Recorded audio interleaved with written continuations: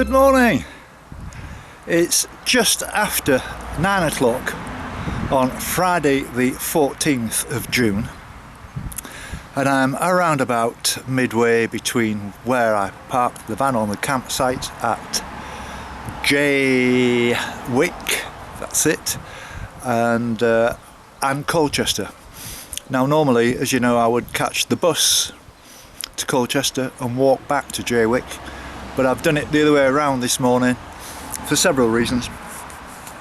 One is, as you've probably detected from the pictures, that there's an awful lot of wind heading from off the sea, heading north, and I thought it would make far more sense and be much easier to walk with this very strong wind to my back all the way to Colchester, because I'm heading north, than do it the other way around and sort of be punching into the wind as well as putting up with the traffic, and you know how I'm feeling about that. There's another reason which might sound trivial in a kind of a way, but the first bus left Jaywick at about 7:15 to take me to Colchester, or would have taken me to Colchester, so it's too early to use my bus pass, so I'm saving myself a fiver, which will buy me a 4-pack of Stella, won't it? But no, seriously, it seems a lot more sensible, and I left before 7 anyway, and it's been quite a reasonable walk up here, but it's almost the same old story in that I'm having to contend with the traffic, and I'm going to have to do this all day until I get to, well, I say all day, it's going to be about maybe a 5-hour walk. I thought this road would be much quieter, but it doesn't seem to be. It seems like all the other Essex roads, they all seem to be busy, but I'm not going to bang on about that today. I've had 2 days sitting in the van through the rain, unable to walk, and I'll be honest with you, I've had a really hard time with myself. Things have gone quite wrong in some ways. I don't want to say too much about it really, other than that Trish is having problems in now that she's had the operation and she's settling down. She's worried about quite a lot of issues which I can't really talk about, plus the fact that she doesn't want me to turn this into a soap opera in the same way as I don't want to turn this into a soap opera. Trish is a very private person. She doesn't want me saying things that I shouldn't be saying, which are personal between us and all the rest of it, and so that's why you're not hearing that much, apart from me saying from time to time that Trish is well, or Trish is this, or Trish is that. It's time to leave her alone to sort it all out, and she's decided to look into it much deeper than perhaps she should have done, and it's brought up 1 or 2 problems that she's going to have to get over. And that's all I can say. She's more or less put herself out of touch a little bit to give herself some space and some thinking time, and I'm pleased about that, because there's still lots of time to do some thinking, because she's around now to help Harry, and nothing can be decided until after that, whenever that's going to be. And so yeah, it's understandable, but to me it's very upsetting, and I've had a really bad time with myself. It's been very difficult to hang on in there, apart from trying to hang on in there and get out of Essex at the same time has been a bit of a strain, but getting out this morning and having a walk has made me feel much better.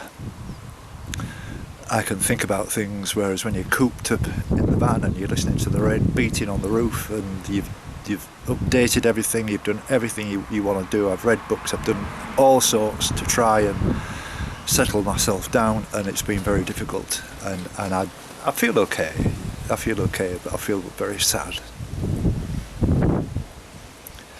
So the other thing that happened is that I spoke with Ralph last night, and there's a doubt whether he's going to be coming through now, because his mother is gravely ill and she's quite an elderly woman, and so that's been put on hold as well, and I'm hopeful that everything's okay, and I've met his mum, and she's a lovely woman, and I wish her well, and I'll just wait to hear from Ralph when he's ready. He's hopeful of coming through on Tuesday, not Monday, but we'll just see what happens. There's far more important things for me to worry about than that, and I can manage.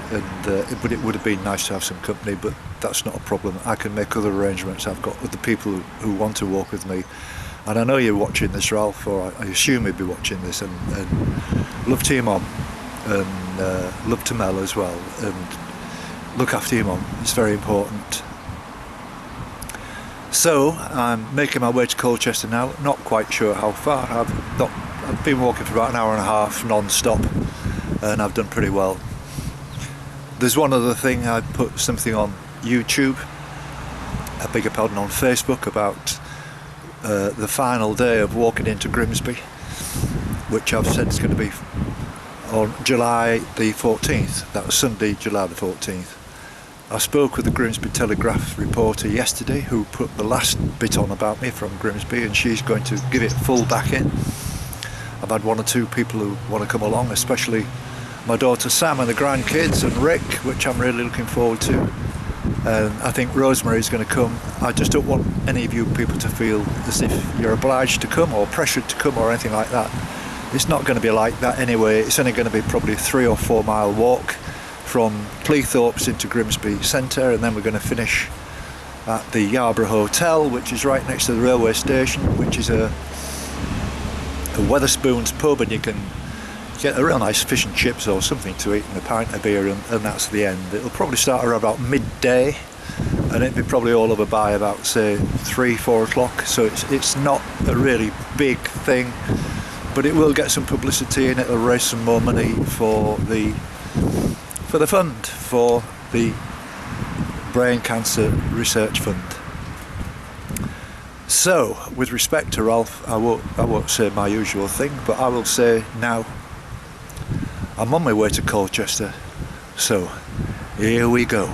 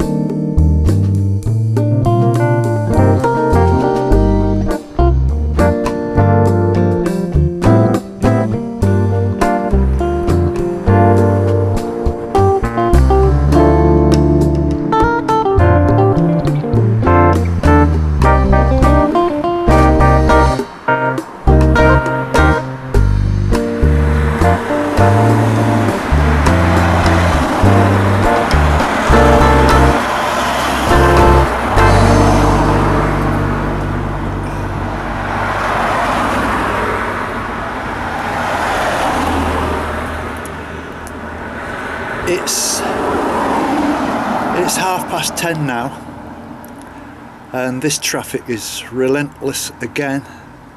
There's no quiet place to go to be away from it.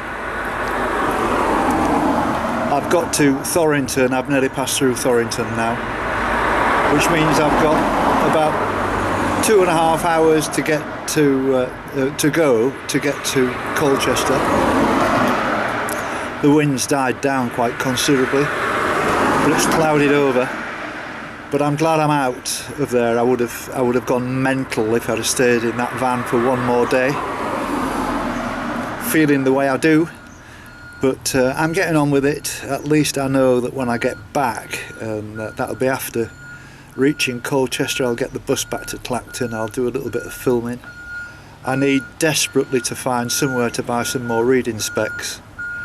I broke mine yesterday. I struggled like hell this morning, and I don't know, reading specs and me, we just don't get on together at all. But I can't manage on my computer without him. It's as simple as that. At least I know that I've only got one more day of this in Essex. Not sure whether to stay on this campsite tonight. It really is filthy, actually. They haven't cleaned the toilets all week, and I went for a drink in the bar last night. What a big mistake that was.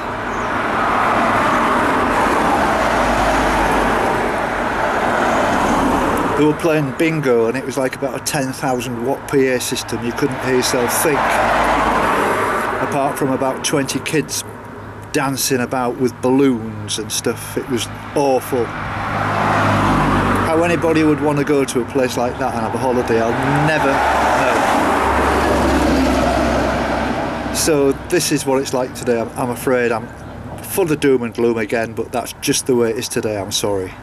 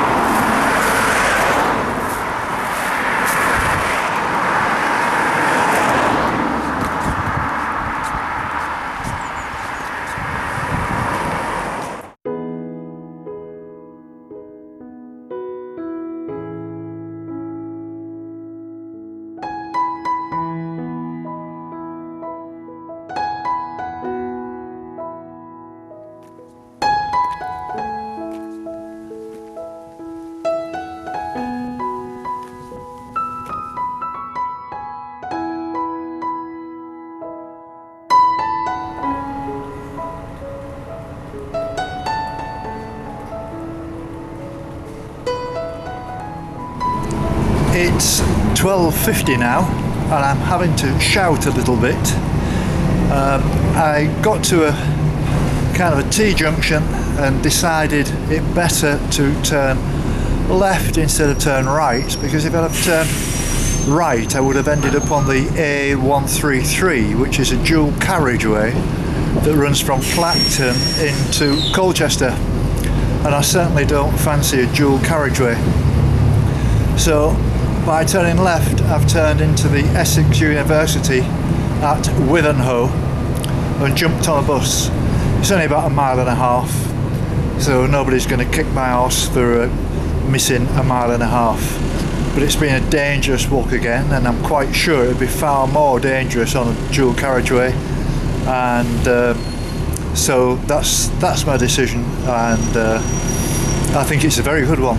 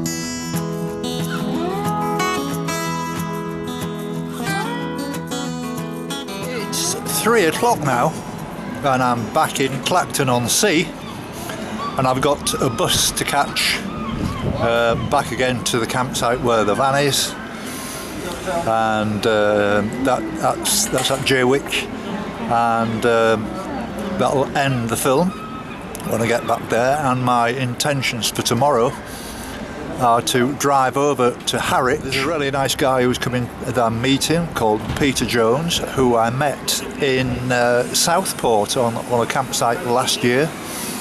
Funnily enough, around about this time actually. I'd arranged, well I say I'd arranged, we said we was going to have a pint of beer one night, and that particular day I'd walked all the way into Liverpool from Southport, which was quite a tired experience. And got the train back and I was so tired I went straight to bed, so I'm sorry I missed his invitation to go across to his caravan and have a beer. So tomorrow I'm going to try and make up for that. Lovely guy, we keep in touch on email and stuff, and he watches the films on YouTube. I've got a bit of a favour to ask of all you YouTube people. I really need some more people to subscribe. I'm getting loads and loads of Facebook followers, new ones, which I am working hard to get, but getting new subscribers on YouTube is far more difficult. So if I can ask you, if you already watched this film and you haven't subscribed, if you've been quite a regular, please subscribe. It'll really help me. I need to get to 1,000 likes, and I still need around about the 400 mark. So if you could help me, I would be very much appreciative.